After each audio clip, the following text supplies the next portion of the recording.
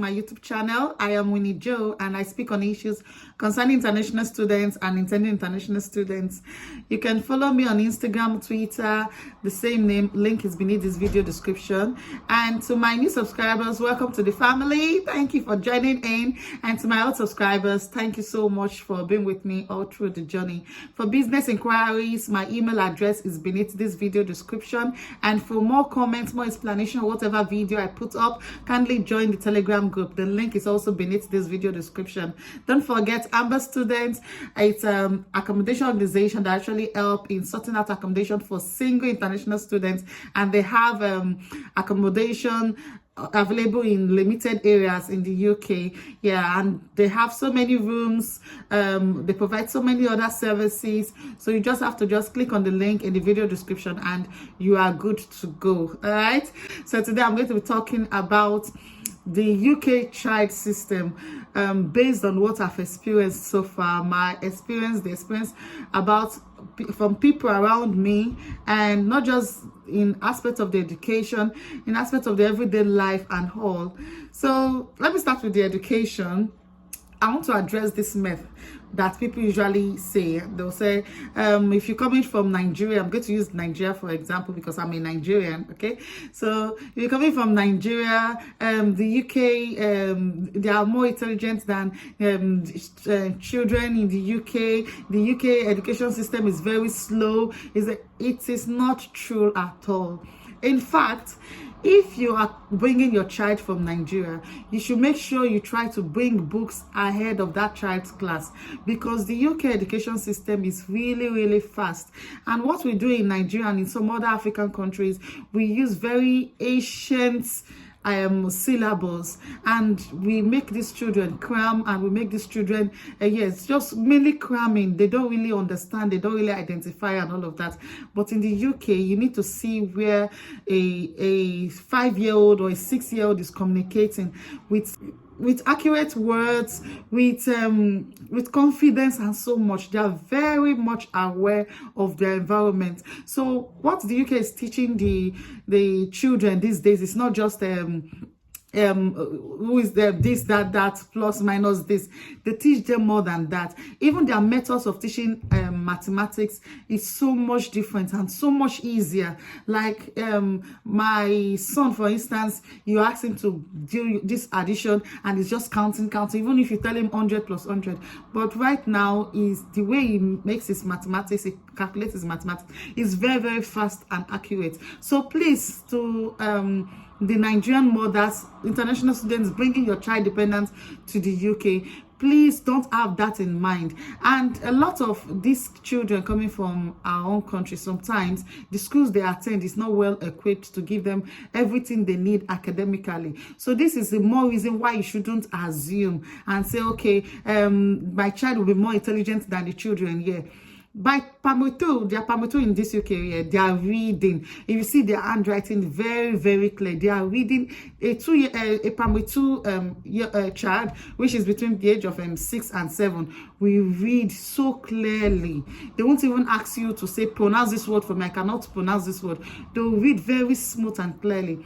And I discovered that children from our home countries, from Africa, that usually possess this kind of academic excellence, are actually students that attend real quality schools, you understand, schools that they pay hefty money. So if you know that your child wasn't really attending a school that was, although it's not really about hefty money, but you know I'm talking about the structure of the school and all of that. So please don't even join them in that myth, saying a new child coming from the home country, from Nigeria, they are usually more intelligent than the children. Yeah, it's very wrong. Okay, it's very wrong. And yeah, in my home country, like in Nigeria, you see the teachers giving what's it called, assignments that only the parents can do. You're giving a child assignment and it's the parents that is doing the assignment. In this place, there's really no assignments as such, because they don't want the parents to do the assignments for them. It's in the class that they give them the assignment and they do it, the classwork there, and they'll be able to rate the child how far or how well the child is. So that's it about the UK education system. Okay. okay? It's very, very much advanced for your children. It is very much sophisticated and yet simple. So please don't have that met in mind, that motion, and say, my child when I was in Nigeria and this, my child was already doing state and capital, what does the child want to use state and capital to do? Like state and capital, those are just cramming. Or when my child was in Nigeria, my child can reach 2 times stable to 5 times stable. 2 times stable to 5 times stable. But when you now give the child real mathematical problems that involves the use of this calculations, this multiplication table, they find it hard. A child that can memorize 4 times, 5 times, 6 times, and then you now put on paper, okay, 6 times is just change it. You see that the child is already confused. That's how you know that the child is really not getting anything. Okay, everything they're just doing is just cramming. And that's why the teachers bring in assignments that the children can't solve. The parents end up solving those assignments. And yes, in the UK, there's one thing about the education system too. They allow the child feel the environment. Notice the environment. A child can just see something. Like my son already knows all of the animals, even animals that I thought they didn't exist, or they bring them life to the class, like a live snake, a live tortoise, a live this. They bring them to the class. They will just be saying it's not just about the TV. Okay, I know that we have zoos in Africa and all of that, yes, but some of the time these schools don't even take them to the zoos and all of that. So the essence of this aspect of the video is just for you to erase that from your mind and saying our children coming from Africa, they are more intelligent than they don't this thing. Please, so when you are coming, come with extra books. Maybe your child is in year 2, primary 2, go and buy primary 3, primary 4, primary 5, primary 6, because the year 2 in the UK is already doing like year 4 work, like primary 4 work in Nigeria. So please don't deceive yourself. And this is part of the things that have been disturbing a lot of parents here in the UK. So my child was very intelligent in Nigeria. My child knew 1 to 10. Now my child does not know anything. I don't know whether they are just playing in the school. Your child never knew anything. Your child never knew that aspect.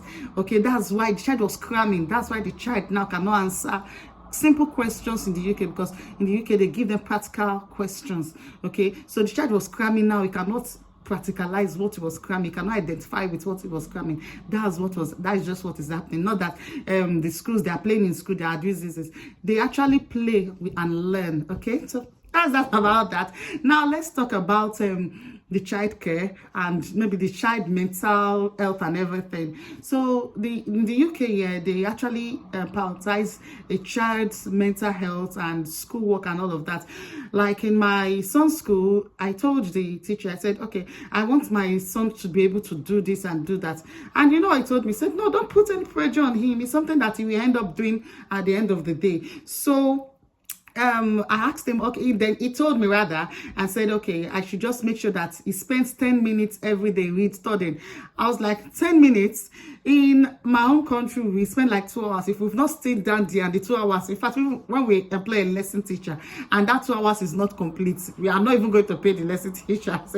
And our children get to school by 7 o'clock, 7:30, classes begin by 7:45, and then we pick up the child by 3 and I think by 1, and then they have lesson by and all of that.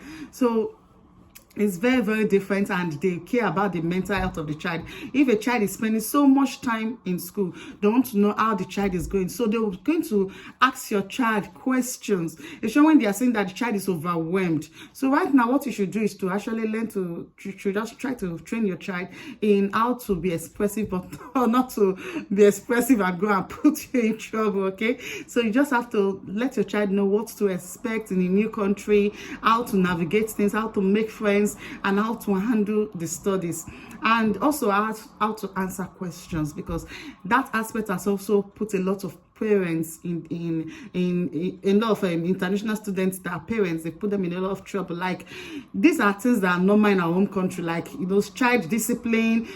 Oh, come on, you're stupid boy, you nonsense. You just like, come, I'll just give you a little smack there, a little smack there.